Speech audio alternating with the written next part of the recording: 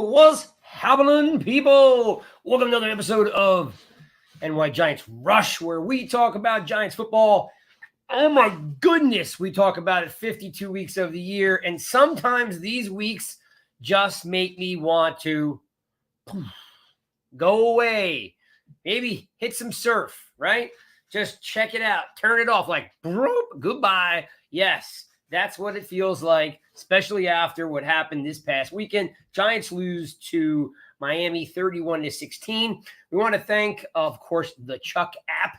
If you still are being stubborn and then you have not downloaded the Chuck app, what are you waiting for? It puts all your sports. It puts your Knicks, your Nets, your Giants, Yankees, Rangers, Islanders, Mets. And for some of you weird folks out there, maybe you're Lakers or your Islanders and your, I don't know, Atlanta Braves. I don't know who you're rooting for, but it aggregates it all in one spot. It's a great application that you can just chuck on the phone, take it with you, of course, all your sports aggregated in one area. And what my favorite part is the trivia. You want to play sports trivia against me, against a couple guys on the team. Every day it's updated. There's a new question of the day. See if you can go in there and see if you're better at me at sports trivia, which probably isn't hard if it comes to 70s, basketball, and baseball. For some reason, it's not my wheelhouse. Anyway, thanks for tuning in. I see you guys are coming in the room now. I'm going to pop over here, see what this says. I see Jay. What's happening? I see a couple of you folks loading in. So glad you guys are hanging out with us. We're here every single Monday. I'm going to bring the guys in. We're going to talk about the Giants loss to Miami 31-16. Guys, it is definitely something that maybe it's a head scratcher at this point, right? Because how well they played last year, how different is this team? I don't really know. But whatever they did last year, that lightning in the bottle, well, the bottom seems to have fallen out of that bottle. There is no lightning. There is no rain. There is no thunder. There is no nothing in the bottle. So let's bring in the boys. Welcome back, Alex. We haven't seen him in a couple weeks. Alex, what's up? Hey, man. What's going on? Yeah, I can tell by your voice that you've been beaten down. I feel like every day is hell, and it's only getting worse as we go on, and it's just endless. Yeah. It's just our existence now. It's very true. Just getting used to it. And why is it true? Because this is not the same team, is it, than last year? Last year, like, it was exciting, and we had a lot of hope for what was to come, and right. We're just like a completely different team. Yeah, we got all hyped up all off season for this. They just blew our right out from under us. Yeah, completely. Let's bring in Chris. Chris has got his glasses on. I love when Chris wears his glasses above his head and he's got the 4-eye thing going on. It's my favorite. Look, see? He's got his glasses up here. Am I on? Yeah, you're on. Delay on my side. I'm not sure what's going on.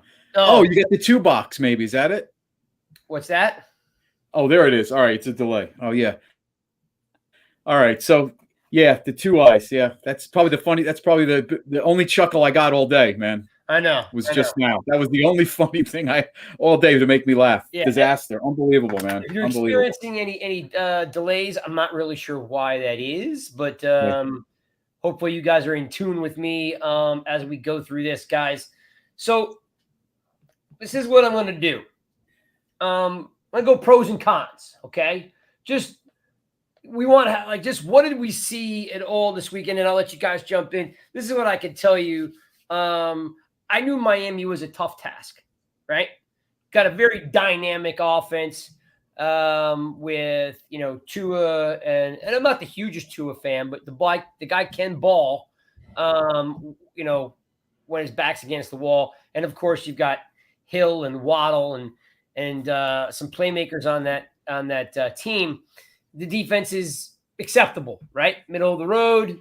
They can definitely make some plays.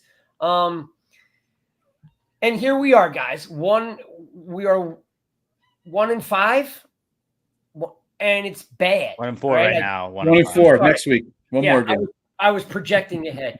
I was telling Alex a second ago that, Chris, it's just not the same team. I don't know, and we're going to dig into it a little bit, but it's not the same team. It doesn't feel the same way. The offense looks different. Everything about it looks different, and I'm having trouble wrapping my arms around how and why.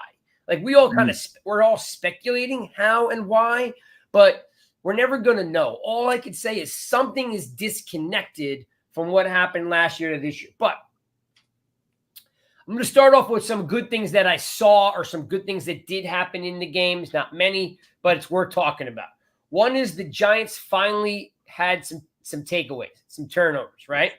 2 interceptions, 1 return for a touchdown, and a forced fumble and a fumble recovery, right? So that was huge, right? And that's kind of what kept the Giants in the game, right? Was those turnovers, which we were the only team in the NFL, I think, that didn't have a takeaway up to that point. So this is huge. Now, this Waller kind of came to life a little bit, despite having 2 huge drops. Despite one of them being for a touchdown, he still had 11 targets, 8 receptions for 86 yards. So if you think that he's got 8 catches on 11 targets, he only 3 balls didn't land in his enormous hands. So in those 3, 2 of them he dropped all on himself that he should have caught. 1 on the sideline and 1 for the touchdown. You can also say the touchdown got tipped, but it doesn't matter. It tipped it right into his hands, right? And you get paid way too much money not to make that catch. Dane Belton finally got on the field, made a little bit of an impact. I think he had 5 tackles, so it's nice to see that. Kayvon Thibodeau starting to come to life a little bit. 3 sacks over the last 2 games. Had a sack this week. Missed a couple other ones by a little bit. Kayvon Thibodeau starting to come to life a little bit. But that's where it ends, guys. That is literally where it ends. And I'm not going to go through them, but I'm going to quickly read you a list. Jones was sacked 6 times. That's 16 times in 2 weeks. McKeithen is now 18 injured. times. 18 times. Is it 18? Yeah. But I guess depends on what source you look at, right? Because I looked at 2 sources today, and they said last week was 10, not 11. But let's just call it 17. We'll go in between. Is that fair enough? Yeah. They're at 30 after 5. What's that? They're at 30 sacks after 5 games, so we're right at 30. Okay, so even worse that they are at 30 sacks, leading the league. McKeithen is injured now. McFadden injured. JMS still out. Ojolari now injured with an ankle. Just absolutely, guy cannot stay on the field. How much talent does this guy have? And you're never going to see it, right? You're just never going to see it. The team still has no identity whatsoever. They are not good at anything. They're not even efficient at anything. Right. And again, I'm not taking credit for this. This comes from the great Art Stapleton today. Is what he said was the most worrisome, and it really is And Art, we don't really do a lot of work with Art, right? But I mean, he does good work, guys. Listen to this. This is what his quote was today. What's worrisome is the Giants don't seem angry with themselves. That is a huge problem. Like, they're not angry at themselves for how they're playing. They are getting their doors blown off. They are out of the game by the second quarter. And they're not mad at themselves? I mean, they should be disgusted with themselves. They should not be able to sleep at night. But you know why? Because they're getting paid, and this team is evidently full of a bunch of people just happy to get paid. So, turn it over to you guys. Alex, I read you some pros. Did I miss anything else there? Did I miss anything great that happened that is worth mentioning? I honestly thought your pros column was a little long, if we're being honest. Okay. I didn't even think there were that many. I feel like Waller had like Waller's day that he had. I would say that the 2 drops erased it. So I think that the con had about weighed the pros for Waller. Just I don't know. I can't look past the offensive line. Like I was looking at, they did the Pro Football Focus grades, and I wrote it down. But like just like where we were ranked position wise, Izudu was 65 out of 65. Neal was 64 out of 65. Pert was 63 out of 65. Mayfield was 70th out of 70. McKeithen was 65 out of 70. And Barrett was 30 out of 30. Like, just not going to win any games doing that. Not going to win any games doing that. And I know that's been kind of the problem the whole time, but it was a comedy of errors, honestly, at points in time where, like, those Evan Neal, like, just whiffs. Like, what are you doing, bud? What are you doing? And it's not just Evan Neal. It's everybody on there. And I get that Daniel does deserve some of the blame, but like it's hard to put a lot of blame on the guy that has 0 time to throw ever and has not had any time to throw. And I know that you said like it felt like we weren't even in it in the second quarter. Like it was 10-17 at halftime, and I felt like we were getting blown out. Yep, that's true. Yeah, there is a little bit of a delay. Like it was, yeah. There's a little bit of a delay. You just knew there was going to be a big play like 10, 12 times a game with that team. And it was just like, it was like watching a ticking time bomb. You're like, when's it? It's going to happen. We just don't know when. Okay, we got to pick 6. We lucky here. Tyreek Hill's due. And then Waddle caught it early. And then A-Chain just went off. And we just like, it was just us failing over and over and over again. Even when we would have positives, there was something that would just be a huge setback. Yeah, I agree. Because like at 10-17, it felt like we were losing 40-0. You know, it just, no spark at all. I love K-Max in here saying Jones deserves a lot of the blame. It's almost comical at this point that these folks, look at this. I'm going to put this up here to make Jones deserves a lot of the blame. Like, is that just like, I mean, like, hey, I really appreciate that people like tune in and hang out. It's just not accurate. I mean, it's just flat out not accurate. Okay. Give you a perfect example. There's a speed out that's going to be run. Neal's, they had a couple NFL guys on analyzing the play, right? Where it looks like Neal lets the guy blow right by him, right? Well, the reason why he couldn't throw the ball is because Bredesen whiffed off the snap. And the guy came right in on Jones's face. He never even had the ball hit him in his hands. You spin it and get the laces, and he's getting hit and rocked back. He couldn't even make the throw. They're on top of him. They are catching blocks. Catching blocks. There is no resistance at all. They are soft from end to end, okay, without Thomas. And you know what? It's just, look, like, yes, there are times when Jones gets happy feet, and I don't blame him. I don't blame him. He's getting hammered. And you know what? It's real easy for people that have never gotten hammered before in a football game to say, oh, he's this. No, he's not to blame. You're on the third string offensive line. And Chris, so like Alex was saying, it didn't feel like there was any pros, and the Waller drops kind of wiped out everything else he did. I mean, Chris, Jones went 14 for 20 with 119. He was having a good day overall. He might have wound up with 250 yards going 25 for 30. 25. Other than maybe that Wandale pass that was behind him on that 3rd and 6, that was really his only time I saw him miss anybody. But I mean, yeah, man, I agree. I agree. I mean, I want to get into the offensive line, but I'll hold off till you're. Yeah. So I'm just, there wasn't a lot of pros, right? And again, Alex is like, maybe too many. Yeah, I mean, pros. Bobby Okereke, I thought, has been playing better the past couple of weeks. I think Deonte Banks didn't do bad. I think you mentioned Pinnock. I'm not sure. Nice play by him to get the return. I mean, the other than that, yeah, I'm with you guys. Not really much to hang your hat on. I mean, we're digging here. Yeah. So, yeah, and we are. Yeah, I was digging a little bit. I think Colt said I was digging deep, and I'm looking for anything I can to say like, hey, we should be positive about the team, but there's not a lot of positives on the team, and this is fine. We can talk O-line, right? Let's talk O-line. Yeah. All right, guys. I made a statement this week, and everybody got all outraged because I used the word ignore. Okay. Ignore can be looked at two different ways. Okay. You could ignore means I don't do anything in that entity, right? I ignore the leaky roof and my roof leaks and I have wet floors, right? And, but there's also ignoring stats, ignoring film, ignoring injury history.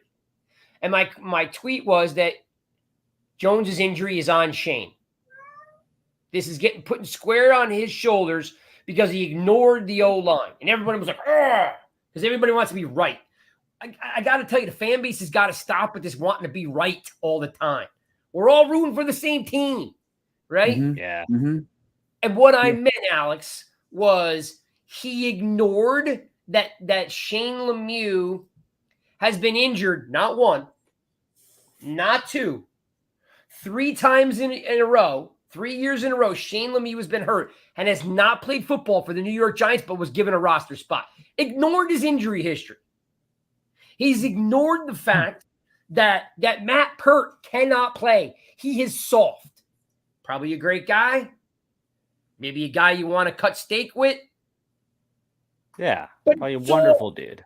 Yeah, but he's soft. He doesn't mash anyone. The best offensive lines are mashers.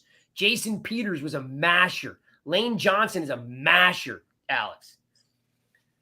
In your opinion, how and of course, don't let me influence you, but I know you won't. Has Shane done a good job with this offensive line? I don't see how you could say yes. I think there's definitely a difference in trying to address it. And I think he has maybe made moves to try and address it. But I think a lot of times, you think you can just band-aid an offensive line together. And I think that's kind of what we've seen as opposed to actually investing in it. I mean, you go out, you get Neil, it doesn't seem like that's going to work out. I don't know, man. It's just, you can only do so much. And now that we're bringing in Pugh and stuff, I saw some tweet where they're like, who else should we bring in? I was like, just fucking sign somebody every week until we get a guy that is worth a damn.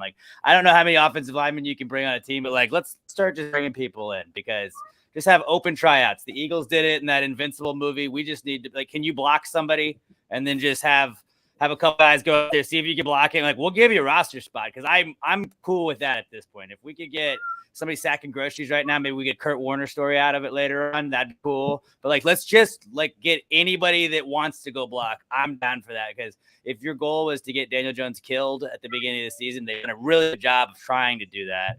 And the fact that Daniel Jones is actually still alive is kind of impressive to me, just because he's been nothing but beat up every single game. Yeah. I'll throw this up here because Cole's got the point. He's on the same page with this. Says Shane fix a flat in the tire instead of buying a new tire. Yes. He's 100% right. He just is, because we just don't have the right guys in Chris. Yeah. I mean, look, we interviewed Nick Gates 3 times. He sat right next to me at his camp and he said to me, they weren't going to let me play center, so I kind of wanted to go. I still think there's a few things, Chris, about Nick Gates, and I'm going to ask them to you. If a guy is voted captain by his teammates, does that mean anything? Yeah, it means a hell of a lot. You're voted by your peers, the guys you line up with every week and every day of practice. It means a lot. Doesn't mean that him and Shane are going to see eye to eye. And, you know, he saw it differently. But, yeah, I mean, that's the problem. If I can get into the offensive line, can you give me a minute? You got time? This is my problem I have with Shane.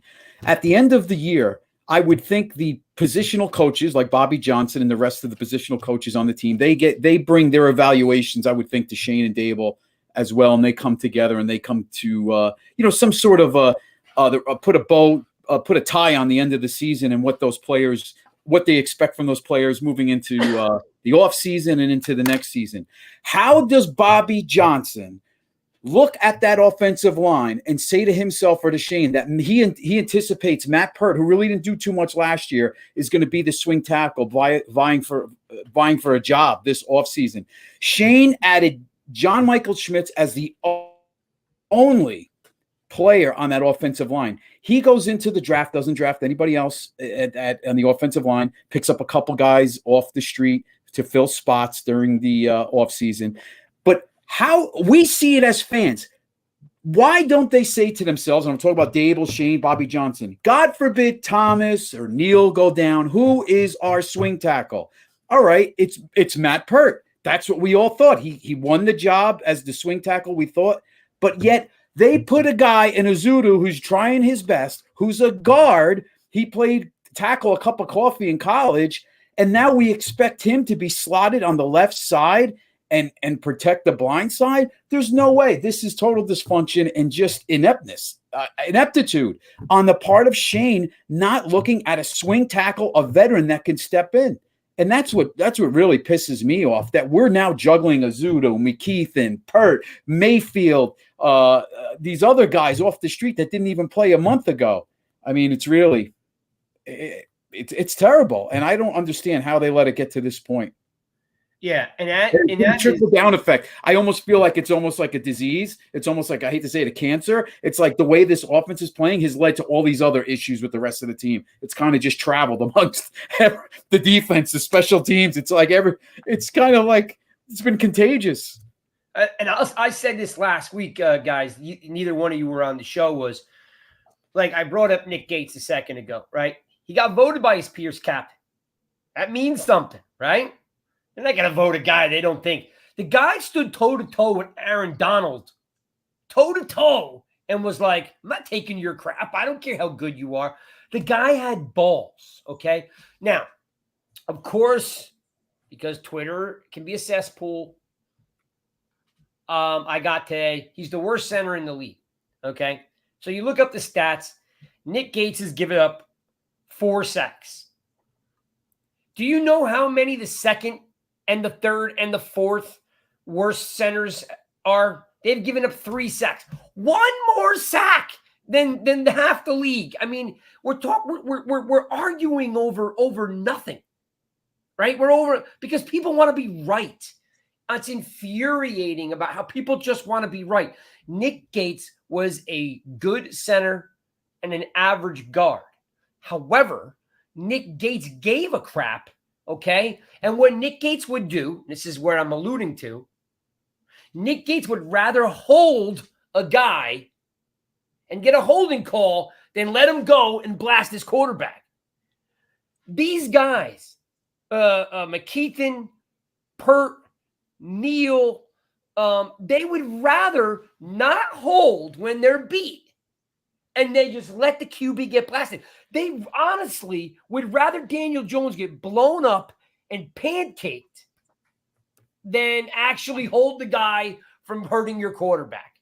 Well, hold on. Let's not get too crazy, because we did have 2 holding penalties where I believe both of them were sacks because we were just so bad all around, where we would hold one guy, but the other guy still missed his assignment, so it didn't matter. Quarterback's on the ground anyways. Like, Like everything they could do to get it out of their own way, like they just like, let's do the opposite of that. And it's just like that's where it starts, that's where it ends, and it was incredibly frustrating to watch that. Yeah, and Alex, to Chris's point is like again, like how do you lose a roster spot to Shane Lemieux and Matt Pert? They're just not NFL premier players. Right? I mean, they're just not. And Craig, how bad is Matt Pert that you have a guy in Azudu who's a guard that's played a cup of coffee of tackle in college, and he jumps ahead of Pert on an NFL game at left tackle, protecting your $40 million quarterback? How bad is Matt Pert that he can't get in there unless somebody gets hurt? Yeah. Hey, Chris, thanks for jumping in. Yes, exactly. How bad is your swing tackle if your backup guard has to go and take that place and he doesn't play? It's insulting to my intelligence. Not that there's a lot of it, but it's insulting to know that the guard has to go play tackle because the actual swing tackle can't do the job. I mean, guys, has it gotten this bad where we may actually see Justin Pugh play tackle at some point because we're just running out of options? I need that now. Like, just do it next week. I don't care. As crazy as it sounds, change it up until we find something that works. Yeah, I mean, listen, Pugh was not a great tackle. He was definitely a better guard than he was a tackle. But listen, he at least has the right attitude. Like, he may not have the talent, but I know, like, at least Pugh will try. Like, he'll mix it up. He's a little bit fiery. Yeah, right? He gets angry. Yeah, right. Yeah, and he'll try. Alex, I mean, the question I have for you, Alex, is there anything else that they could potentially do to fix the line from a scheme perspective? I don't know, man. Like, I really don't know. I think it's just a compounding of issues where we can't keep guys healthy on that line. Everything, like we've had the most different line combinations to start games and play games of anybody in the league as of now, I believe. And just like when you're not having guys working together. When we had those 2 Super Bowl teams, we had a way better offensive line, obviously, but like they worked together. Like they played the entire season where it was like the same 5 guys up front, maybe 6 guys, maybe 7 guys total all season long were the guys that were starting there. When you have 97 guys starting throughout the season, you're not going to get that continuity. You're not going to get that familiarity. And like, you're going to continue to have issues where guys don't cover other guys' blocks and all that stuff. And like, that's just going to get worse as we try and shuffle, even if we're trying to see improvements on this offensive line. But we've got to do something.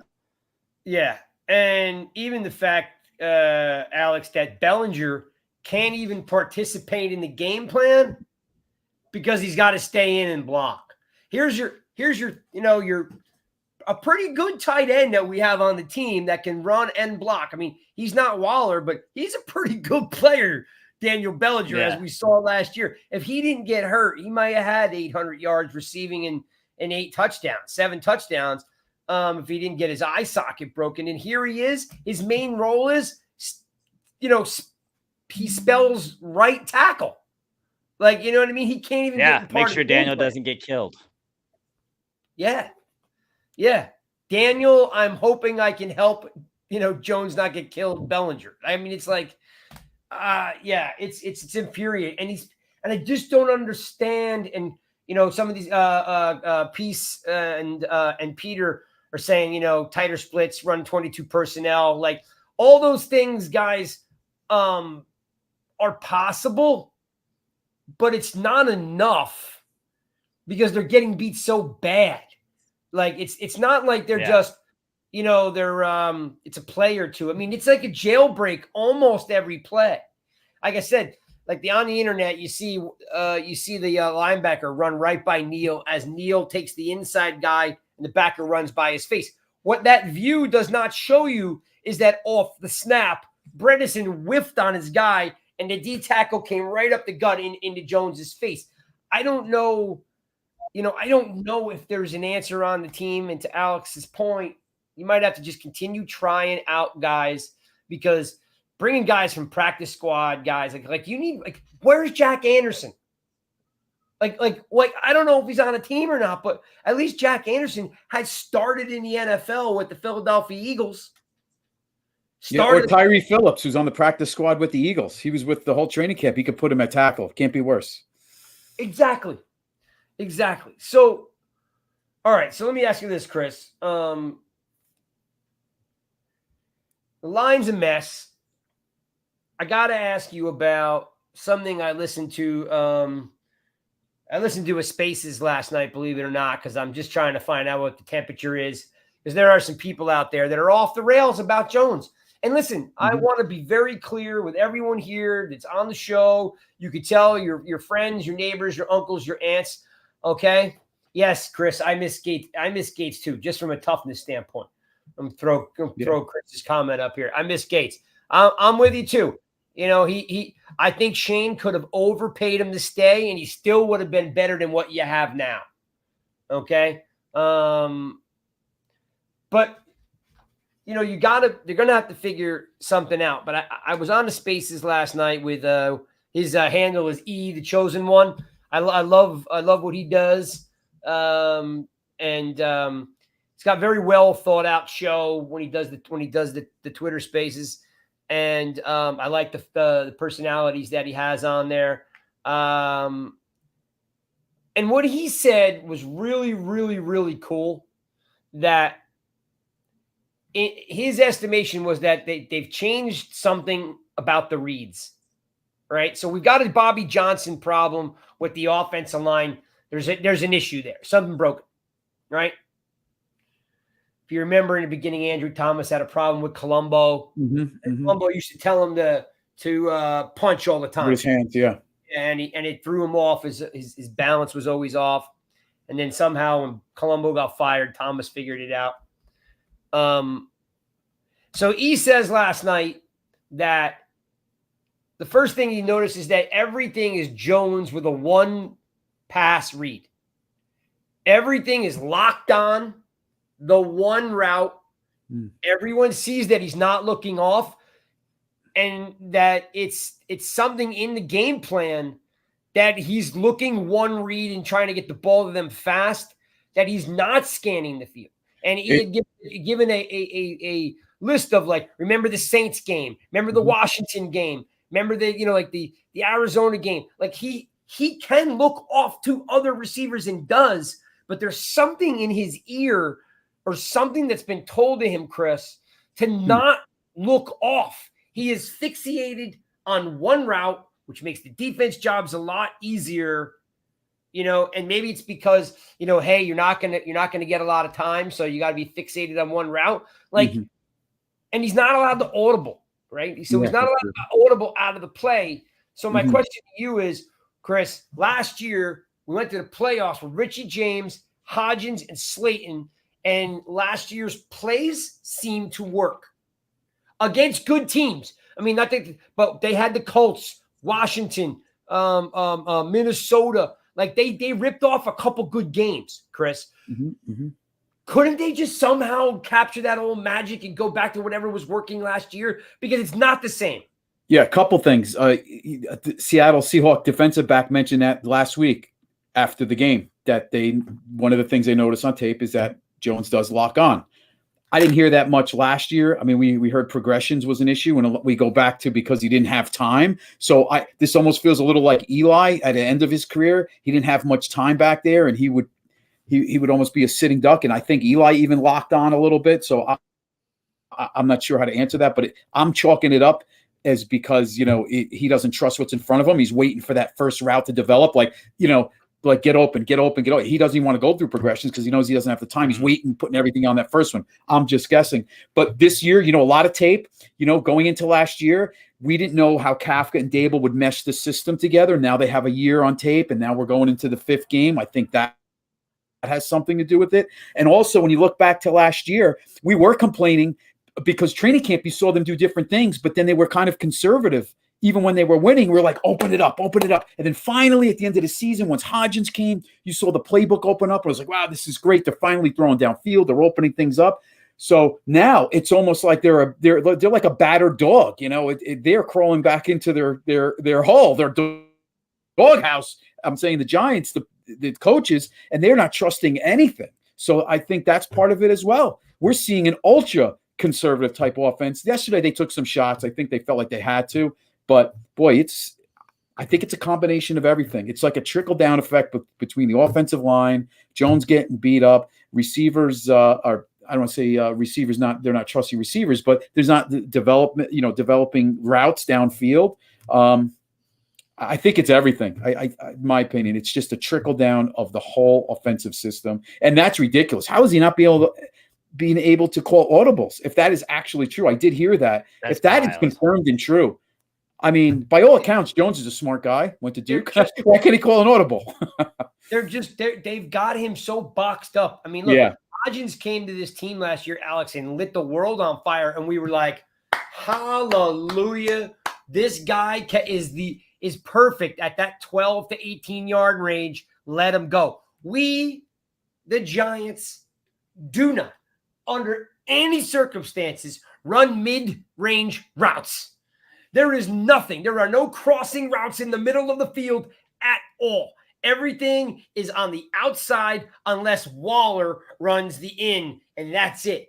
There is no creativity at all. Everything is a speed out. Everything is a comeback, right? And then they throw some once in a blue moon. Terrible. Bubble screen. We got Wandale killed yesterday. That was a fail.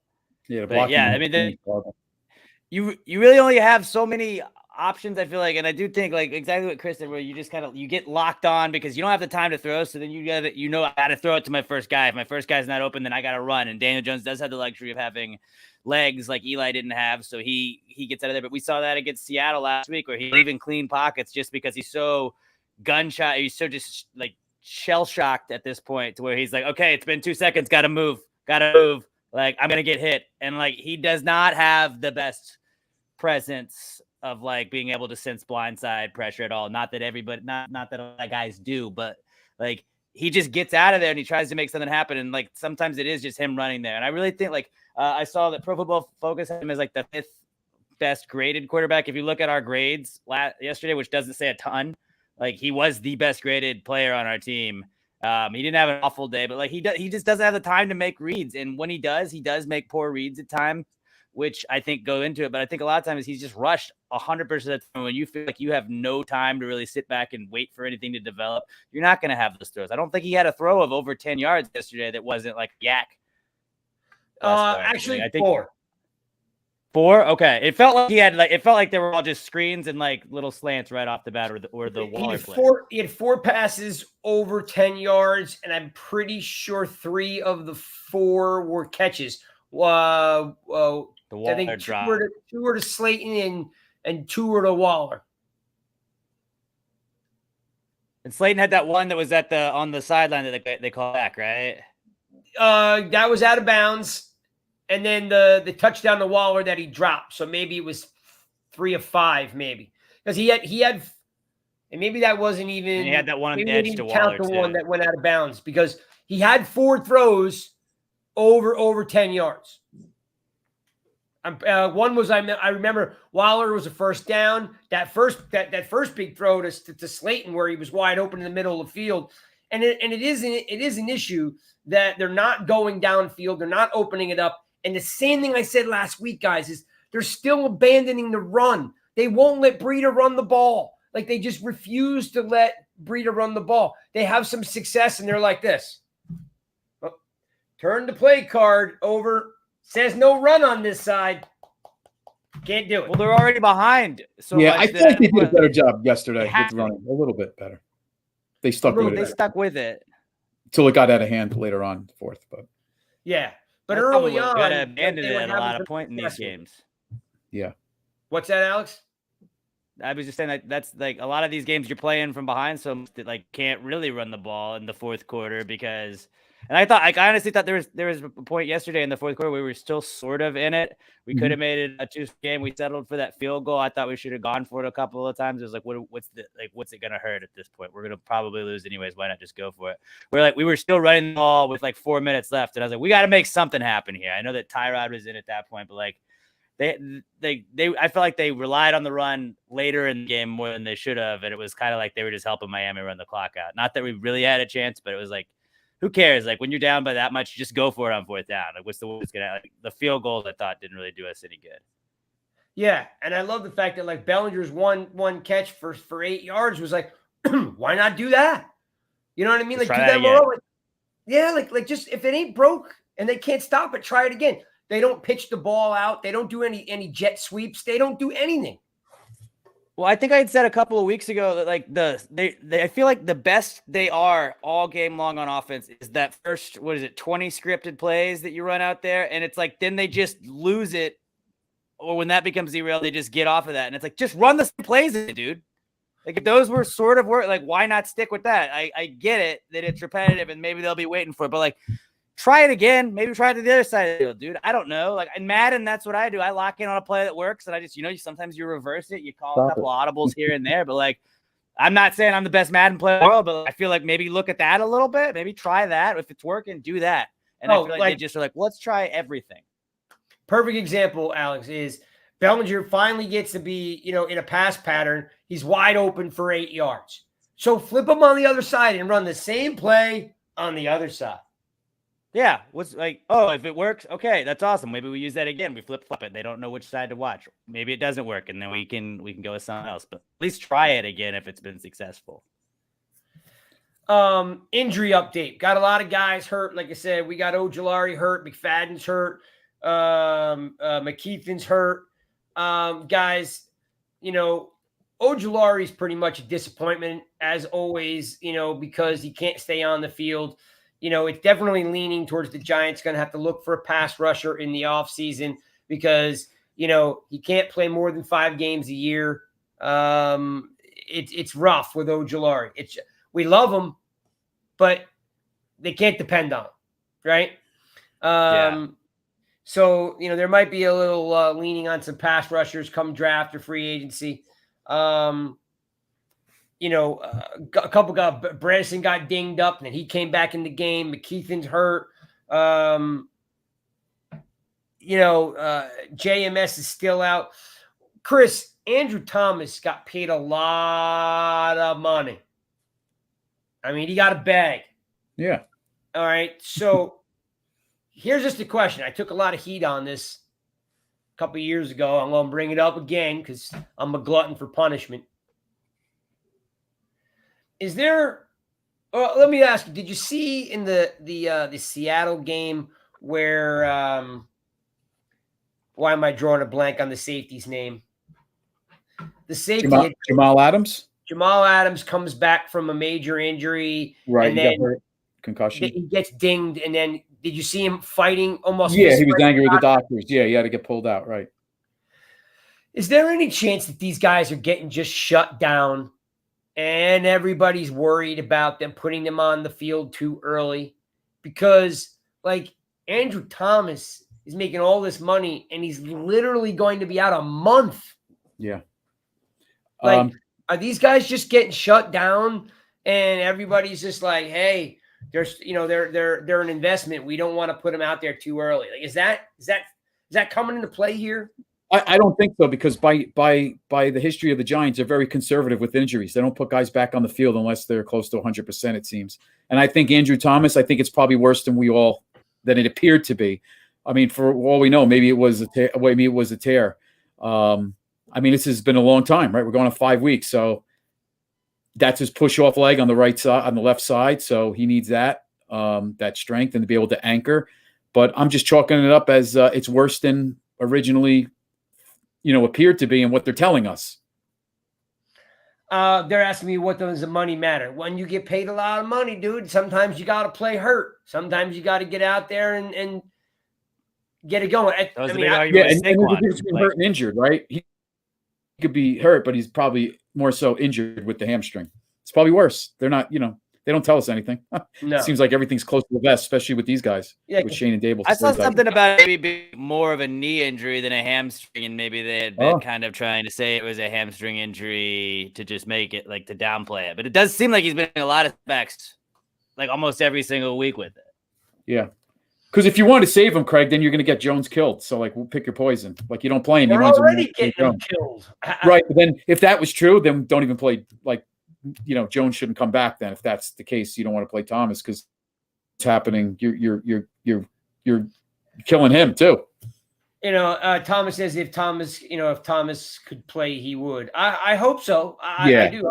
I hope so. I'm just like, I'm just these guys. I don't think he's just wanting to sit out.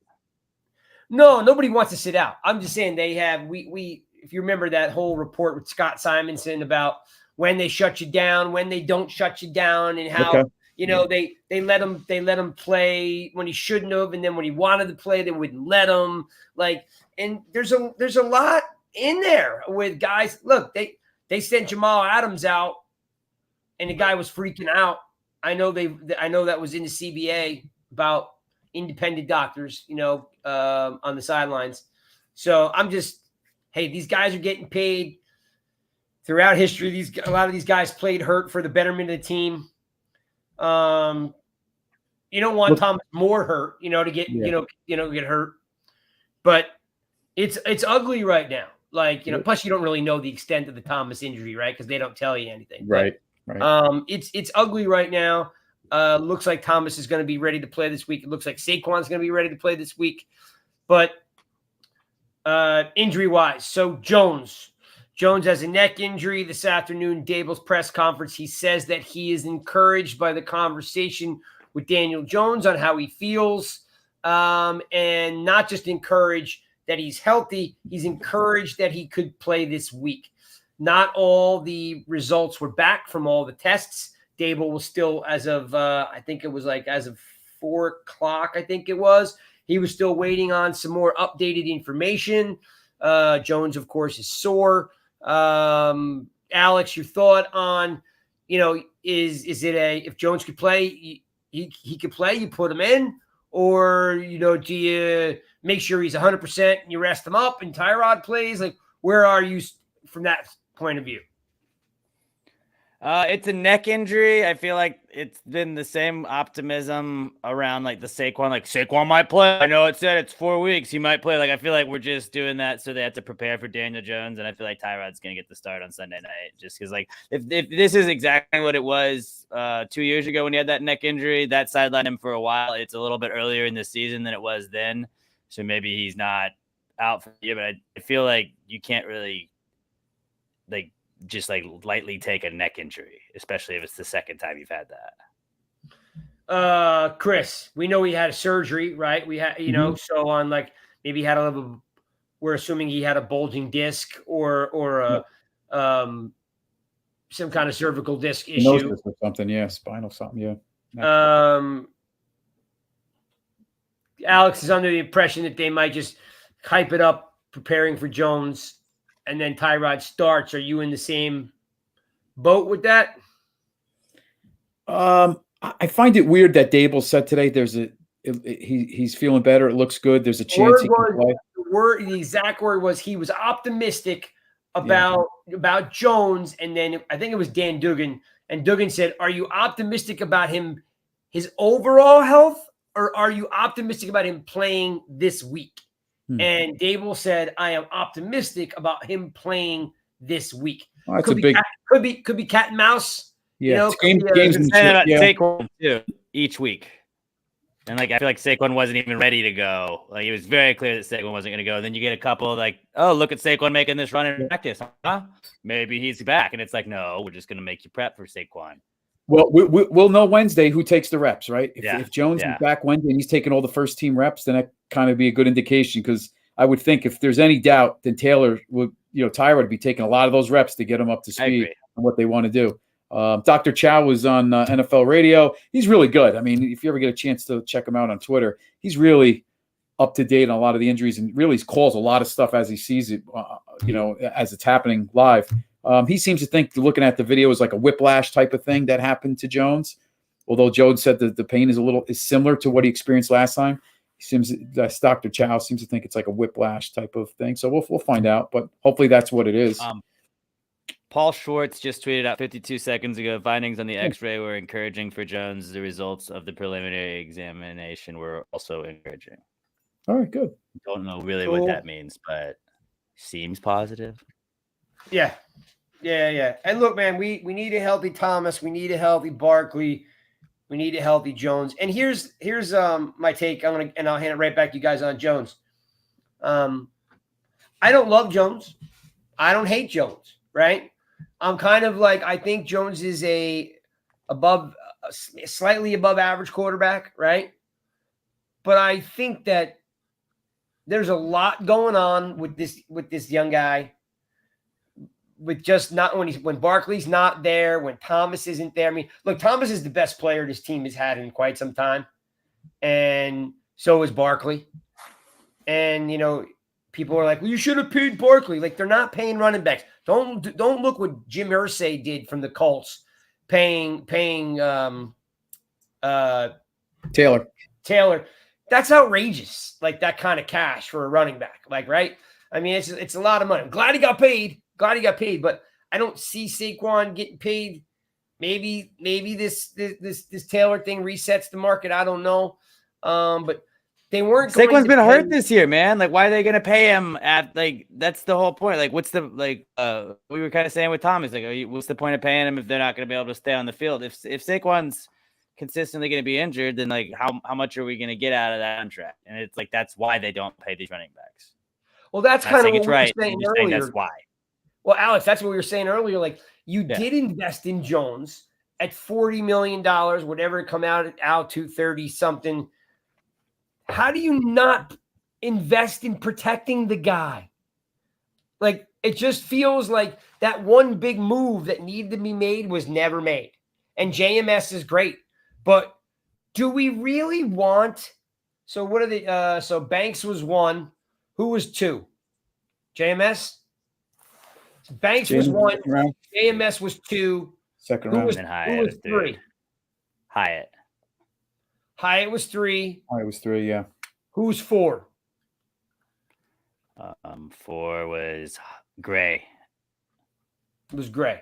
All right, so I don't know if any of those players that you can live with or without. I don't know. Like, they're all rookies, right? I think JMS seems to be going to be a good player, right? And we all seem to like Banks. I mean, he definitely has a lapse in judgment sometimes. But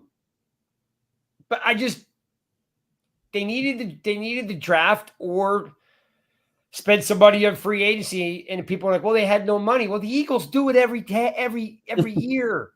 They do. I hate Now them so Dallas much. does it every year. They needed to invest in someone that was going to keep Jones upright. Jones is literally like, let's say Jones is healthy. You think the Eagles aren't teeing off on him? You don't think Dallas is teeing off on him? You don't think the Redskins are teeing off on him? Like, it's only a matter of time before the cat gets hurt, because that's why, like, they need to fix something. Yeah, they needed another veteran at the tackle spot to come in. Somebody that's, I want to say solid, because who's out there, right? I mean, these guys that are on the street, they get jobs. The guys that are free agents are going to get signed before they hit free agency because they need tackles. But they could have found a serviceable, tackle to step in. Tom and Mark Thomas, as always, thank you, Mark. Gray was a 5th round pick. The Giants had moved their 4th round pick. They didn't have a 4th round pick. Okay. Yeah, Gray was 5th. Yep, then Hawkins was 6th, right? So I just don't know where they go from here with this line. All right. So I am going to play a little game with you fellas, and whoever's still in the room. I see Mark and Jay. Bookend Tackles is in the room. Tuto's in the room. See a bunch. I'm trying to scroll through you guys. Chris Peace is still in the room. Rob's in the room. Mac was in the room. Hope he's still there. Scrolling. Peter. Rant. So there's a bunch of you guys in there. I'll let you guys contribute here. Play a little game. I got 10 players. You ready? The game is called Underrated, Overrated, or Could Be Traded. Nice. I'm gonna give you a player. You just tell me whether they're underrated, overrated, or could be traded. And yes, Jay, I would love Collins to come play for the Giants. I'll take him. You know what I'm saying? Like Yeah. I'm Anybody. taking that right now. I'm just saying right now for all you folks listening is if Jones is healthy and they don't fix it, he won't be healthy at some point because he's just listen. My son today had to go through concussion protocol because we played a Group 5 team. My son is he's the freshman QB, he's the JV running back, and the JV quarterback, and because we're a Group 4 team, we played a Group 5 team, and we played the 5th ranked team in the state, and they were crushing my poor son. He was getting killed. He was getting battered and bashed, and the kid's a pretty good athlete, and there was nowhere for him to go. And I kept saying, just get through the game without getting hurt. Just get through the game without getting hurt. Like, point was he couldn't get the game through without getting hurt. I mean, it just happens. Like, you try to make plays, you run out of plays. You try to scramble there. You throw the ball out of bounds, you get holding calls. Like, they need to fix something. Like, something needs to be changed and fixed. And listen, by the way, for all you naysayers about Jones, Tyrod Taylor did no better because it's not the quarterback, right? Tyrod got hurt. You know, he got, you know, he was running for his life, right? Because it's not the quarterback, folks. No. Yes, there are, and you listen, Burrow throws bad passes, just like Tua does, just like Justin Herbert does. They all have 3 to 4 throws they'd like to have back per game. That's it. Joe Burrow, up till yesterday, was looking like Joe Sack of Potatoes, couldn't do anything because they all have bad games. We're just being hyper-focused on our quarterback with a lot of negativity. All right. Underrated, overrated, could be traded. And there is some discussion amongst the fan base on trading players, which prompted I don't see the Giants trading players, but for draft picks. But Alex, first player is XMC, Xavier McKinney, underrated, overrated, or could be traded. And the underlying fact is that his contract is up this year. We thought he would ball out to get a contract. He is not having a very good year. He has forgotten how to tackle. Jay says trade him. Chris Peace says trade him. They're piling in with the trade. Ready? There's Peace. Bookend tackles gave me a 0. I don't know what that means, or an O. Well, maybe it's an O for overrated. Okay, maybe overrated. Thomas has got overrated. So and Jay says trade him. So what do you got? We got right now. There's 2 for trade and 2 for overrated. What do you got, Alex? I think he's overrated. I don't know what you'd get back for him in a trade, but if you could get something, why not? You got to pick. Overrated then. All right, so Alex is going with overrated. Chris, overrated, underrated, or could be traded? Could be traded. I mean, I think you're not going to bring him back next year for what the money he's looking for. Hey, play Javarius Owens, Dane Belton, and see if you get a 4th. And what? And Pinnock you have in there. Yeah, maybe you get a 4th or a 5th for him. Why not? Rock and roll. Let's listen. Bookend tackles. Bring Love back. We should have never got rid of Love, but everybody was like, he's no good. Led the team in tackles. Give me a break. And the guy was playing out of position. McKinney was hurt. He had to go play strong safety, which he's not. He's a free safety, and he had to play out of position. Yeah, I know, Chris. He's not coming back, but I'm still a Julian Love fan. All right, Alex. Underrated, overrated, or could be traded would be Pinnock. I think he's underrated. Just kind of, I'm being biased based off of the pick 6 he had, where he was just really like the lone bright spot for our team yesterday. So I'm gonna say he's underrated, and yeah, let's see some more of him. More of that. Do more of that. So underrated. Yeah, didn't expect that going yesterday. All right, I like, and Cole says your safety leading a team with tackles isn't always a good thing. No, good Cole, point. it's not usually. Yeah, it's not. But let's keep in mind, though, Most Antrell times it's Roll really led the bad. team in tackles, I think, 2 or 3 years in a row. But yes, 100%. Brought him up in the box though. That Roll came up a lot in the box. They Yeah. took him away from his normal safety spot, which in the beginning he wasn't crazy about. Yeah.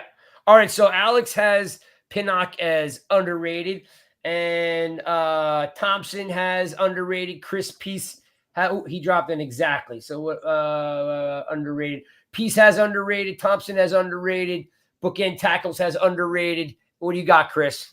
Yeah, he's under the radar right now. He's underrated, coming from the Jets and battling his way from the practice squad there and moving up to a starter. He's going to be a name maybe in the future, but yeah, underrated right now. I don't love his tackling skills. He likes to throw a lot of shoulders in there, but I do really I do like his game, around the ball. And big 6 thing again. Do more of those. Heck yeah. Was that, by the way, was that batted down? I believe it was tipped. Who tipped it? Good call. Was that McKinney on the tip? No. I don't know. Someone in the chat, tell me who tipped the ball that Pin took for a touchdown. I was gonna watch all 22 today, and I just quit. I was like, I'm not doing this. I'm not. Yeah. Okereke, Mark says. Good job, Mark. Come out. True. Good job. It was Okereke. Okay. Good, too. Yeah, it's good. Hey, Okereke played well. He had a good game yesterday. I'm still not. He played better. He played better. He's flying around a little bit better. I'm in the minority. I don't get it. I think he's in the wrong place all the time. Like I want him to be in the A gap. I want him to be in the B gap. I want to see him scraping through, making tackles for a loss. I'm like, where is this cat? Like when I need him to be a dog and go make a play, he's like nowhere to be found. I'm like, where is this dude? But then he'll make a great play on the perimeter. He makes great lateral plays. I just, he did. Yesterday they were in a lot of nickel, so he wasn't really in. They didn't play a lot of base defense yesterday. The Giants, they were in a lot of nickel because of the receivers. I'm not saying I don't like him, Chris. Yeah, I know. I just think he could be more of a run stuffer, or I know, or he's so fast, right? I want to see him. I want to see him hit the gaps and make a play. Yeah. In his defense, he did admit that it's taken a little time to get adjusted to Wink's system, and he feels comfortable now. He's saying so. Maybe the rest of the way we'll see improvement every week. Hopefully. And cold. I do not think he stinks. I just said that like. Listen, I was excited when they signed him. I just thought he was going to be more of not quite a downhill guy, but I thought he was going to have like a ton of tackles for a loss. He's close friends with Wan'Dale Robinson. You don't like him anymore. No, that was a waste. That was a wasted pick. I know you're bad. That pick will never come to fruition. The guy's Mighty Mouse. He's never going to do it. Well, not if we don't get an offensive line, it won't. No, too. All right, Alex. Underrated, overrated, should be traded. Simmons. I think he's underrated just because when he's out there, he's been successful, and I feel like we just don't play him. He doesn't field enough. When you look at all the times that he's out there, he's successful, and he's gonna make some mistakes every now and then. But I would say he's underrated, and I don't think you're gonna get trade for him. I don't think he's overrated. I think he's underrated. All right, Chris, give it to me. Can we do a TBD, to be determined? I don't know what to do. I don't know what No. At this point, he's underrated just because we don't know what we have yet. We just traded for him, and now we're gonna get rid of him. You can't you're not gonna just flip him. Horrible. This is the NBA. Now the coaches really look bad. We don't have anyone. Well, yes. What are you going to get in return from him? You got a seventh round for him. I'm putting this up here. Are we going to get another seventh? No, all right. Simmons, you're right. Simmons is absolutely overrated at this point. Okay, I agree with that. I agree. He's not underrated. He's overrated. He is. But I don't know if he was overrated when he got here because a lot of people were ripping on him. So, but I'll go with it. Yeah, good call, Mark. We'll go overrated. I'll change that. Yeah, people like when he got here, they were like, Ray Lewis reincarnated. I mean, overrated. Bookends is with us. I like it. I'm feeling better about it. Alex is out on a skinny limb by himself. Okay. Alex, underrated, overrated, or could be traded? Darren Waller. Overrated to this point. I mean, is he leading the team in receptions? He's just not like 2 drops. Just I really like that's the guy. We brought you in to be that guy. You got to make those catches. I understand. Like, okay, maybe it wasn't the best throw. You can get hands on a ball in the NFL. Your job is to catch the ball. You should catch the ball.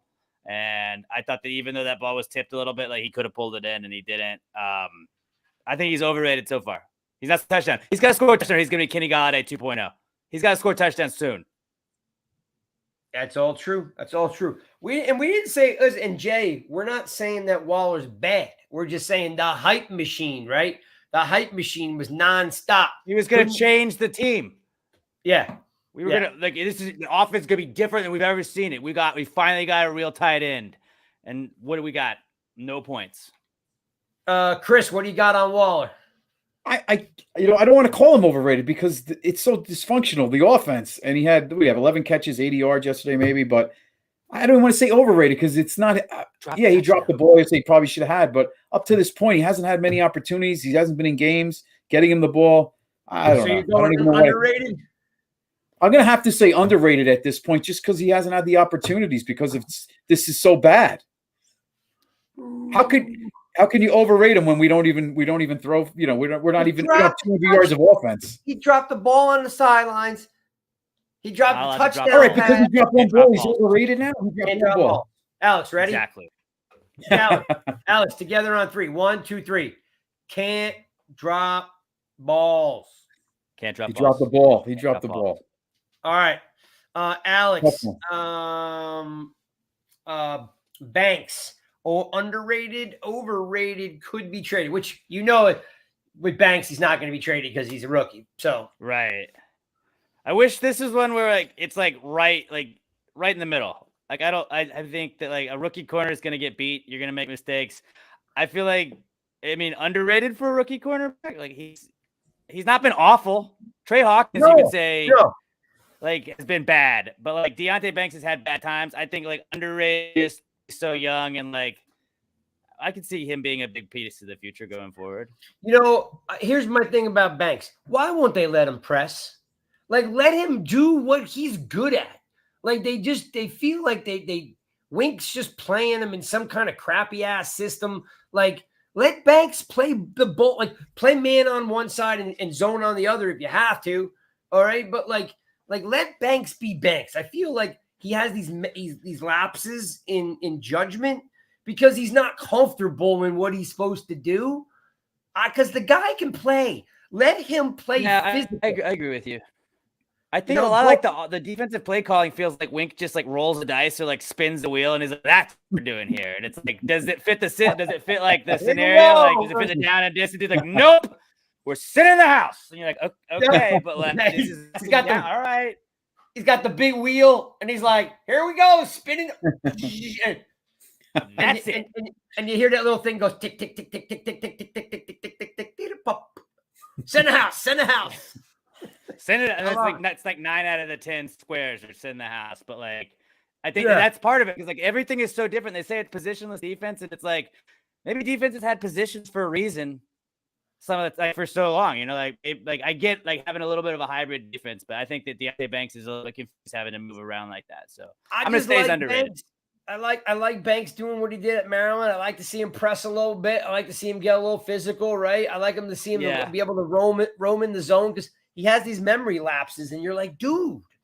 Chris, Banks, underrated, overrated, could be traded, which we know he can't be traded. Yeah, I would say underrated. He's on his way up. So yeah, underrated at this point. He's doing a pretty good job.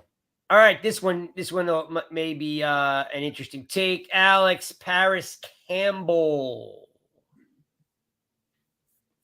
Overrated at this point. I was so high on Paris Campbell. He was all the signings, and I was this guy is going to be insane for this team. And just he's had drops. He's not made the most of plays where you thought this is a guy that's got that lightning speed. He's going to be able to turn the corner and beat guys. And there's a lot of other factors going into, but at this point in the season, I'd say he's over for what we thought he would be. 100%. The guy has no yak ability. Nothing. Chris, overrated, underrated, could be traded. Yeah, overrated. We expected a lot more. He was going to be a big focal point of the offense or part of it, and haven't seen much at all. You hit it. No yards after the catch. He just has no yak at all. Like, I'm like, dude, like, you were supposed to be some burner. Give me the rock and I go. You know, like, they have him on these gadget plays and it doesn't go anywhere, right? Yeah. And granted, we're not throwing downfield anyway, so we can't even see any of these things. But yeah, I would say under overrated. As bad as the O-line, Danny Thomas would be completely healthy. Yeah, I know. Listen, it's just me being the host, and I'm just spitting stuff out for you folks to jump on board with. Chris Peace is out of control. I got to put this up here because this is funny as hell. Chris says they should have kept Richie James instead of picking up Campbell. Oh man, can you imagine that? You're like Richie James or Paris Campbell. Oh, we would have had a few more turnovers. Oh man. All right. This is my favorite player on the team. Let's roll out Alex. Underrated, overrated, could be traded. Wan'Dale Robinson, Mighty Mouse. If he's healthy, I think he's like right on pace, but I just feel like we haven't gotten enough to see him. Like I feel like this is like an asterisk. Like it's hard to like throw one on this guy, but if I had to, I would say he's been overrated so far, just because it's like the potential that I think we have with Wan'Dale not having, and it's like, oh, we just overhyping him in our head. I don't know, but I think you would have to say overrated because I was like, Wan'Dale's gonna go for 1,000 yards. He's gonna do all awesome stuff. Like I assumed we were gonna have 5,000 yard receivers. I know that that's not realistic, but like that's what I was like. We got all these guys; they're all gonna go off. Him not going off yet. He hasn't played every game, but he's over. Chris, what do you think of Mighty Mouse? Mighty Mouse is here to save the day. Mighty Mouse. You know what's funny? Every receiver on this on the team could be labeled as overrated because nobody gets the ball. Like there's no offense. What were the expectations of Wan'Dale? At this point, is he really overrated? I mean, he wasn't the savior coming in here. He was going to be a nice addition. I don't know, man. He got drafted. He overrated. He's so fast. In the second round, dude. He got drafted in the second round. Right, he had a knee injury last year, and he played well before the injury. I don't know if he's overrated because remember the game he got hurt? So good that game. Right now, he did. It was the Lions game, I think. I'm going to go with underrated just because I don't think he's been overrated. We're just waiting. You know, we're waiting for him to get the ball in his hands and have this offense start to work, which will be next year. So let's put these questions next year. I mean, we have 3 completes on a lot of these to be determined. I would say, all right, underrated. I'm going to underrate at this point. Cold says, I hate little guys. What do you mean, man? I love Shepard. I love Cooper Kupp. I love Stephon Diggs. All those guys are small. What about our team? What about our team? Oh, well, we only have 2 small guys on our team. Well, seem like you can both. Cole Beasley will be back in a couple of weeks. You'll be happy to have him back. All right. Alex, underrated, overrated, could be traded. And this guy has 0 trade value. But Ward. Overrated? I say overrated. Just because. You going with overrated? Just because. Dude, he hasn't done. I think he has like 3 tackles on the entire year. Yeah, not great. He can't set the edge. He gets pushed all over the field. He's I don't know if it was Carl Banks who said it or something. At this point, he says he's nothing but a cheerleader because he's a good hype man. But when it comes to actually like making plays, he's not there. What do you got, Chris? Right.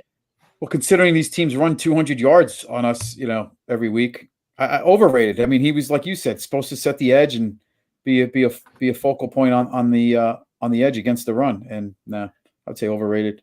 Expected more. All right, cool. We got 2 more. Adoree Jackson, underrated, overrated, could be traded. Go ahead, Alex. Give it to me. I mean, just because I haven't said it yet. It could be traded. Are we gonna say could be traded for him because he's a vet? We have the 2 rookies under him. Maybe you're like, all right, if this season's lost, do we move this guy? Maybe see what we can get for him.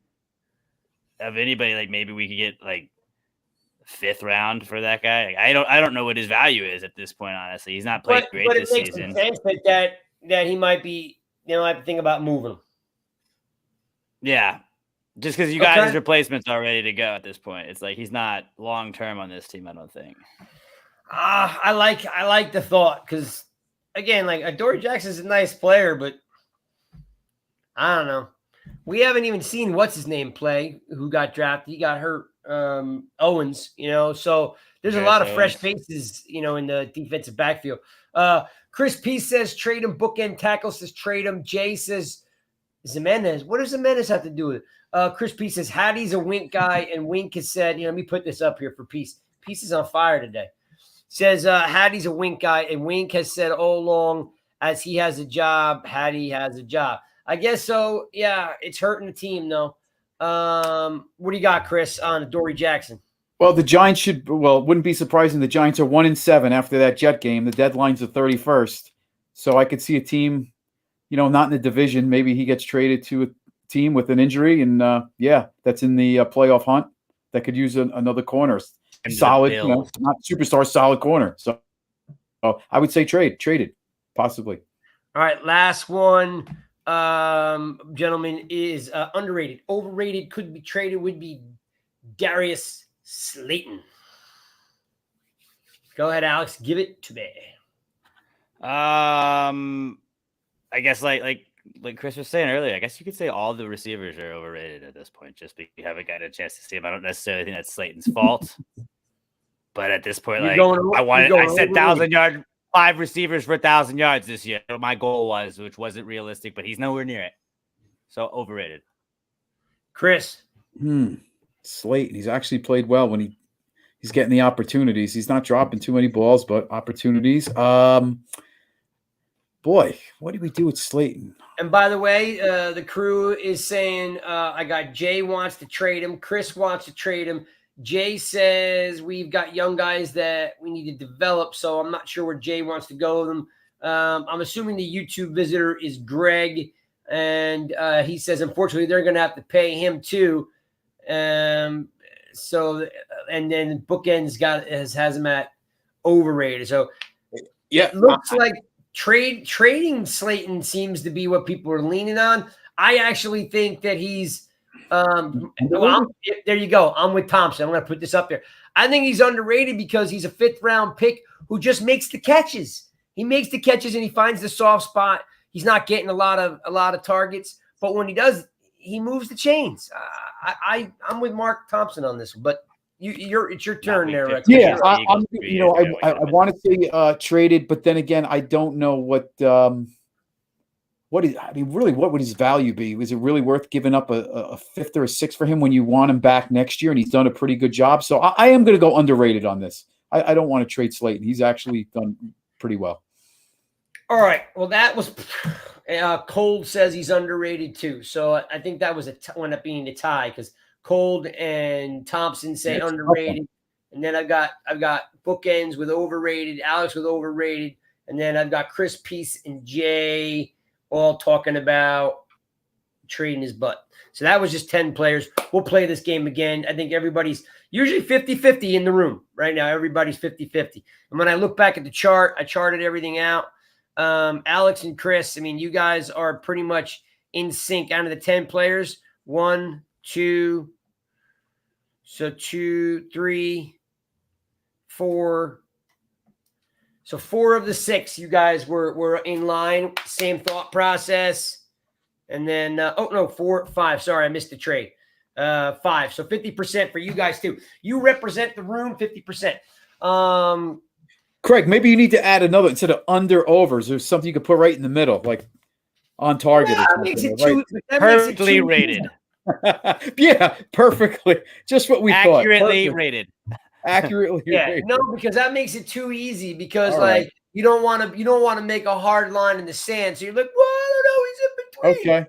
Okay. Got to make life is about hard choices, my friend. They are hard choices, that is for sure. Life is about hard Giants choices. every Sunday right now. Yeah. All right, so let's wrap some of this up. Unless you're playing tackle for the Giants, there weren't many difficult choices. We just put guys in there, whoever can breathe. And that's a good segue because I want to wrap this up with defense. The defense has not been able to get off the field. We're not seeing the same McKinney. We definitely are seeing a little bit of a spark from Tibbs. Definitely not in the ballpark of Aiden Hutchinson, his draft mate there. But Tibbs is coming along. Chris, give me your breakdown on what you think the problem is with the defense. Is maybe Wink's a little too old school. Maybe he's not he's not adapting fast enough, or maybe it's that his schemes are too old school.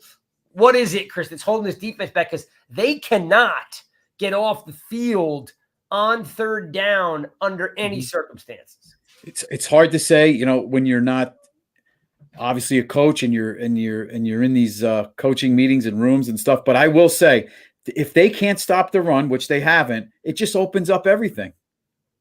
They cannot take away the running game of these teams. I mean, even when they bring guys down, it seems like they're still running for 4, 5, 6 yards a clip. Then you get a couple plays here and there. They make a stop, you feel good, and then they get gashed again for 5 or 6, or like yesterday, 70. So I think it's a running game. I don't understand, and maybe it's something to do with in the middle. They played a lot of nickel, right? So they were running out of a lot of nickel. We didn't have a base defense, so that didn't help either. I mean, worried about their pass, and then they're gashing us with the running game as we're in nickel. So I just think the running game, biggest problem right now in my eyes. I don't think the secondary has been that bad at all. They've actually played pretty well. I think it's the running game that's kind of let everything fall to crap on the defensive end, running defense. Cole says I can't compare Tibbs and Hutch because Hutch was the best pass rusher, and Jay says he was going to go number 1 overall. They are different guys. Still, guys, we're talking about the first pick to the 5th pick. Yeah. I mean, I'm not saying, Aiden Hutchinson's like setting the world on fire. I'm just talking about being a disruptor and a playmaker. And by the way, Craig, we blitz more than any other team up until yesterday, and we still don't get to the quarterback. So that's an issue. You leave when you don't get there, it's opening things up as well. Yeah. You're the number 1 blitzing defense in the NFL, and you're the last in sacks, or whatever the number was. I didn't look up what they are. Look that up. So yeah, I'm with and then Chris Pieces. Let me put his up here. He's got Chris Pieces on fire today, boys. Tibbs plays better than Ojulari in the field. Otherwise, he's getting double teamed a lot. Also, Wink needs to stop dropping him in coverage and just have a pass rusher. 100%. I think they're kind of figuring that out a little bit, Chris, because again, he's got 3 sacks in 2 weeks. He's starting to turn it on a little bit. The only way he's going to get more experience and to get more pass rushing moves if he does it. He needs a spin move, or he's very good inside, by the way. He has the ability to dip actually inside and slide. If you watch when he gets most of his sacks, he's actually, believe it or not, he's going inside. He definitely struggles going outside because he's either going too wide or the bull rush doesn't get him anywhere. But when he has an opportunity to step inside and dip, he can slide his outside shoulder underneath. So it works for him. It's good to see Tibbs figuring that out, and he needs those opportunities to rush the passer, more reps there instead of dropping him into coverage, as you just alluded to. Alex, defense looks bad. I'm going to throw out something here for you. And, of course, because it goes against tradition, people are going to be like, you don't know what you're talking about, blah, blah, blah, blah, blah. We were pretty good last year. Were we not up front? Definitely better than this year. Humor me, what's the major difference up front this year than last year? Do you know? I feel like you already have the answer for me. I do, but I wanted to see what you were going to say. I want you to tell me. No, I don't know. Like, can I give it to you in sign language or something? Just tell me. Just tell me now. All right. I can do this. You know what? I can look, I can put it in the private chat. So you say it. Look. Is it Dexter? Yep. Not being able to do things? We haven't seen a lot from him. When we do, it's few and far between, but I think there's a lot of other things going into that. I'm handing it to you in the chat. Oh, not enough reps. That was going to be what I also said. Because you're a smart man. The difference is that like last year they overused them, but man, it worked. They got going, right? Leo and Dexter got going. I'm not looking to wear a guy out, right? But they're just rotating them way too often now. They're getting no flow. He's in second down, he's out third down, he's in on fourth down, he's in on first, he's out on second. Like I feel that they just don't. They're not letting Leo and Dexter, do their thing. Like everything was too many reps. Now I don't think he's getting enough reps. Now it's just like we're rotating a happy medium every play, and I don't like it. Yeah, I don't like it either. I do think we have more depth at the position this year. We did go out. I think somebody said we have Nacho and Ashawn, and it's like that. That's why we brought them in to try and spell him. Like, yeah, sometimes when you're in that rhythm, it does suck to come out, but like you do have to find that weird happy medium where it's like, are we overusing him? Or are there going to be games where like we just leave him in the whole time because he's on fire? I think so. I think other games, like when it's appropriate, you kind of you use him less than you need to. But we did bring in the depth, so it's like that's kind of part of it. We were trying to fix like the overuse issue, but like maybe we did need to overuse him. And it was like a lot of that went into last year where everybody said there was going to be this regression because the Giants won those one-score games. We had guys just kind of balling out. Daniel Jones was healthy. Things kind of just worked, and they're doing the exact opposite of that this season. No, Cole's on me for not. I'm on. Look, Leo and Dexter are not as potent as they were last year. I just don't see them getting as much reps. Like they were in 97% of the snaps last year. I'll look the snap count out. It's going to take me a couple of minutes. I don't want to waste your guys' time with it. I'll have it for next week, or if someone's in the chat and they can get to the snap count. But I know Mark said that the last game, the reps were up. Overall, like Leo's got to get his ass in gear. Dex has got to get his ass a little bit less, of course, Dex, because Dex is Dexter, right? He's getting double teams, getting chipped, right? But I just feel like, Alex, those guys aren't in the game enough, right? Anyway. No, I agree. That's kind of where I'm at. There's a lot of moving parts here to this team. I don't know where they go, but the defense is on the field the entire game, and the only way to get them off the field is they need to get a stop, and then the offense needs to stop punting the ball. Like we need drives, and we need to figure out how to gain drives. Most of the time, that's going downfield, throwing the ball downfield, and then, of course, figuring out a way to keep, Jones healthy. And I'll wind it up with play power football, guys. Like use Bellinger as an H-back or an extra, and bring in another tackle if you have to, and start playing some power football because the dink and dunk to the hashes and out ain't working. You're right, Craig. It may have to come to that with like an eligible tackle on plays, going with 6 linemen, the tight end. I mean, it may go back to like we may set this back 60 years soon. Yeah, I'm just saying, like, what do you got to lose now? Like, just to move the ball. Well, that's what I'm just saying. Like, if Saquon comes back, what are they gonna? Well, Cole, power football. I mean by power football is when you can't move the ball down the field. That most teams will go from a college perspective, a high school perspective, right? I know this is the pros. I'm just saying, like, you'll just start overloading a side, right? You'll go heavy packages, right? You'll bring in the tight end cold and, or 2 tackles next to each other, and you start running the outside. You start running the counter trade Washington used to do. Stop it. Yes. Figure out how to stop it. Yep. We don't really have an offensive line to do because that. they just right now, this is what happens. And I know I'm over my time limit, but Saquon comes back. Everybody thinks he's the answer, and they give him the ball up the middle where there is no hole because we have no line. And then Saquon goes nowhere, and everyone goes, he sucks. Why do we pay him? Like, you need to get Saquon in space, right? And these guys can't block. So you need to overload aside, heavy package, overload aside. And look, what did anyone notice what San Francisco did to the Dallas last night? What did they do? They ran at Parsons every freaking play. They ran at the best player they had. They ran right at him all play long. He was non-existent. Ran over him, at him, chipped him. So this is what the Giants need to do. They need to pick a side and go for it.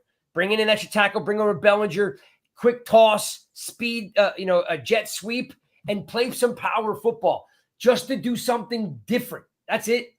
Do something different. That's and all. Craig, real quick, and that's why there'll never be another LT, because when teams started doing that, LT still made plays. Yeah. When he played, they would run at him, and they had their moments, but he would still make his plays. Yeah. So there's only one LT.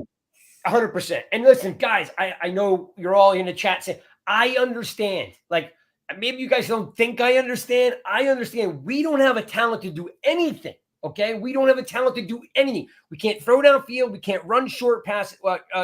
We can't ground and pound up the middle. We can't do any of it.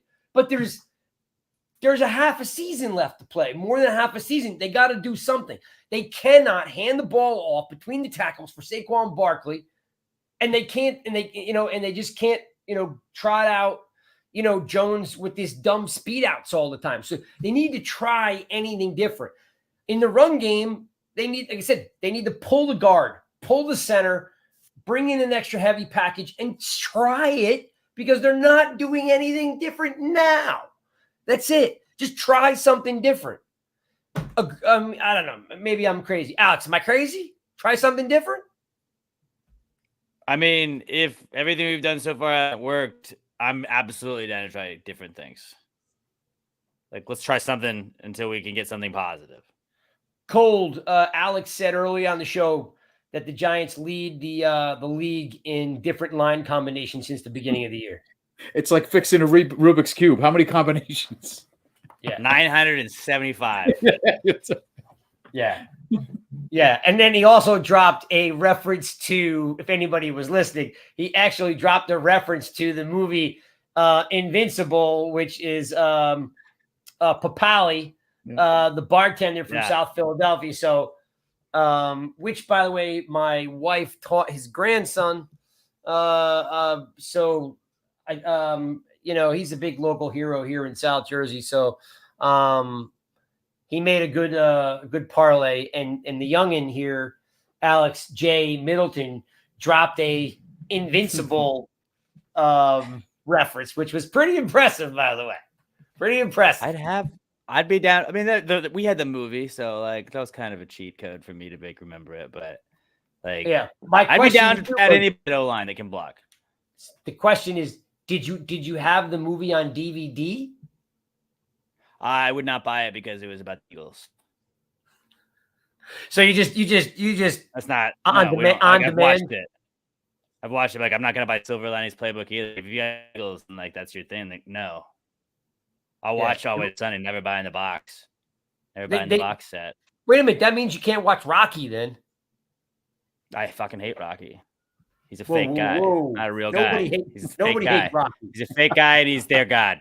He's a fake guy, and he's their god. They're worshiping false idols. but everybody loves Rocky. Not me. Not me. Gotta love a man with his convictions. You can do without him. All right, fair enough. Real quick. Yeah. Go ahead, Chris.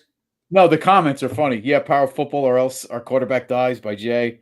One quarterback, 9 offensive linemen. Hey, we're having a little fun tonight. This is good. We're breaking the ice a little bit. This is good. 1 running back, 9 linemen.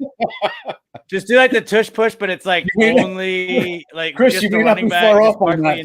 That may actually happen. Yeah. Anyway, thanks guys for hanging out with us for another week. Hey, do me a favor. If you have friends that are Giants fans, we need some help with our YouTube channel. The growth of it's really slow. So we need you guys to get some of your friends out there, hit the subscribe button, okay? And get that channel cranking up. It just seemed like, we're all in misery. So we're like, just hit the subscribe button, tell your friends, tell your neighbors, tell your girlfriend, your wife and your girlfriend, whatever you got. Just tell them to subscribe to the YouTube channel. We would appreciate that. We're reaching tonight, Cole, because we're having some fun. Because guess what? Everything sucks, right? So we're trying to have some fun, right? We got to have a little bit of fun, right? So we got the Bills are coming up. And I don't even know what to tell you about that. We just have to figure out maybe something crazy will happen. And I don't know. But right now, Hey, it's a Sunday night game. You know how those go. It's a night game. You know how those end up. Bad in those. You know what? You know how night games end up? This is what I want you to know. Night games end up where you folks are asleep. And I'm driving down the New Jersey Turnpike to exit 3. And I'm so mad and so angry. And I'm white knuckling the steering wheel, and I'm just running people over. I'm a menace to the road at 2 a.m. And you guys are all in your pajama, your snuggly, feety pajamas, and you're all curled up nice, and you're like, oh, next year when we draft Caleb Williams, oh, it's gonna be okay. I'm still driving. All right, folks, thanks for tuning in. We'll see you guys. Wednesday will be the Rush Hour preview show. I don't know who's hosting it yet. Still working on that. But we appreciate you guys hanging out. The crew will break down Buffalo and the Giants coming up on Sunday night. The store. Hey, Christmas is coming up. We want some really good swag. I told you guys the new store. Yep, there you go. He's banging out the Red Rush. The store is up with all new gear, water bottles to bathing suits. They're all up there. So check that out. Lastly, Chuck, download it today. Jump on there. Let me know you're on there. We'll play Chuck against each other. It's a lot of fun. And we'll see you guys next week. Peace out.